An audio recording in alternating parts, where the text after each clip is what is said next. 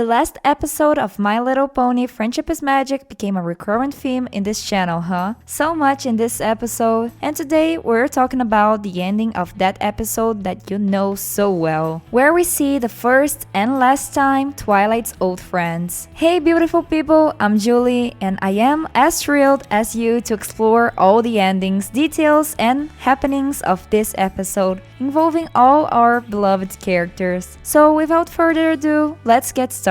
In order of ponies that enter the throne room, we see the first pony to arrive is Pinkie Pie, with a wonderful mane, pretty voluminous, and covered in confetti and ornaments. And she isn't alone. We see in this episode that she had a daughter that she calls by the name Little Cheese, and she is yellow with a pink mane, and the same temper as the mom. For the little rubber chicken that we see in this scene, I think it's pretty clear that Pinkie ends up with Cheese Sandwich, with whom she created a family. Really cute, really happy, a worthy ending for Pinkie Pie. A little further in the episode, we see the bakery, with the twins of Mr. Cake already grown with their cutie marks, both related to the bakery, kinda obvious. And we also see Cheese Sandwich, mounted in Gummy, her pet alligator, that now is huge. I think that these shown scenes can conclude that Pinkie remained in Ponyville, created a family there, and ended up taking care of the bakery with the twins, since probably the age stepped to Mrs. Cake and Mr. Cake, which for sure retired and trusted her business with Pinkie Pie. The next one is Rarity, with the same main style but with one gray stripe. She makes clear that she isn't living in Ponyville anymore and moved to Yakyakistan. Who would have thought, right? So she continues to be herself, over the vein as always, and speaking of it, we see that she lived her boutique in Ponyville in good hooves, with another character that also showed herself really vain in her development, Yona, and I think that it's a cool change that we had here, a pony going to Yakyakistan and a yak going to a boutique in Ponyville. It was a good choice by the producers. I'm happy to know that boutique originally by Rarity remained open after all those years. The next ones to enter the room, so we speak of them together too, is Applejack and enter talking to Rainbow Dash. And by the tone of their talk and for all the weed that they use, I think that it is so understood that they became a couple. Yes guys, for the joy of those who stand both of them, but nothing 100% confirmed on Hasbro. They changed hairstyle and Rainbow Dash got more fluffery, while Applejack started with a bun in her mane and braids on her tail. And a set detail in this part, if you take a look, we see that she is using a shawl, a really familiar one. And for those who didn't understand, this is Grandma Smith's shawl, and probably passed away. A really beautiful tribute. But further in the episode, we see how Sweet Apple Farm ended up, and we see Big Macintosh and Sugar Belle had a baby. Yes guys, Applejack became an aunt. And I think that by the surprise of seeing her aunt, I can almost assure that she went living with Rainbow somewhere else, probably around the trainer center of the Wonderbolts, because we see her with a coat jacket, and confirm that in the last song, where she is shown in the training field. Thinking right now, maybe there was a way to a terrestrial pony to live in Cloudsdale, because as far as I know, I don't think so, right? I mean, I don't see Applejack living anywhere there isn't a farm, but it would be funny. Can you imagine she living among a lot of Pegasus, trying to dig a cloud instead of dirt? I got carried away. To wrap it up, we have Fluttershy that comes in by a portal, created by Discord. Just by that, I think that we also have another couple confirmed right here, and I think Hasbro was cooking it for a long time. Anyway, Fluttershy also had a visual change, changing the way that she ties her hair. And I don't know if it's just me, but I think that you guys also got the vibe from an art teacher out of her visual, right? So a part of that, Angel, her pet, had children, a lot of them. And Discord generates portals where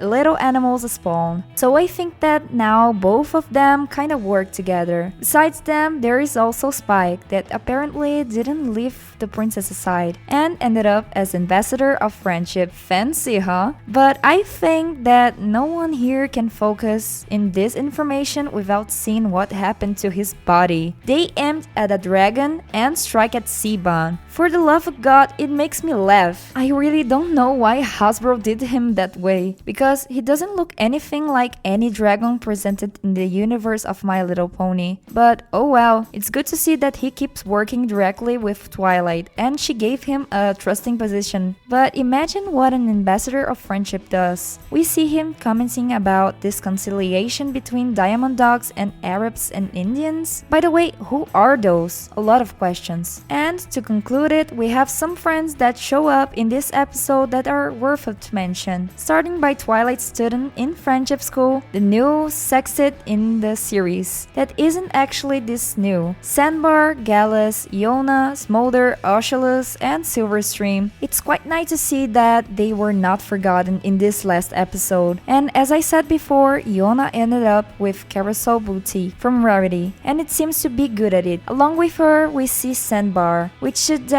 that they might be in some kind of relationship. We see Silverstream opening the door of the friendship school for Twilight and her friends, but it wasn't clear what is her function. Maybe she is a teacher of some kind. We see Gallus as a royal guard in the start of this episode. I think it suits too. For the last, Smolder and Ocelus that remained in the school. Same situation as Silverstream. And inside the school, we see many old faces too, like Starlight Glimmer along Songburst, both in formal dresses, and I think they ended up as the new heads of the school. We see too the Cutie Mark Crusaders. They are lessoning in the school too. And here we have another hidden detail, where Apple Bloom is using another shawl from her great aunt, Golden Delicious. And I think that it's the same case of Grandma Smith here, another tribute to a pony that is gone. Honestly, it is thrilling to see what happened to each character. It is so cool to see that the work that My Little Pony was. And if you stop to think, differently from other shows, the characters aren't 100% linked to the main character. And that feeling that each pony has its own life during these 9 seasons of the show, lives that developed without we realizing.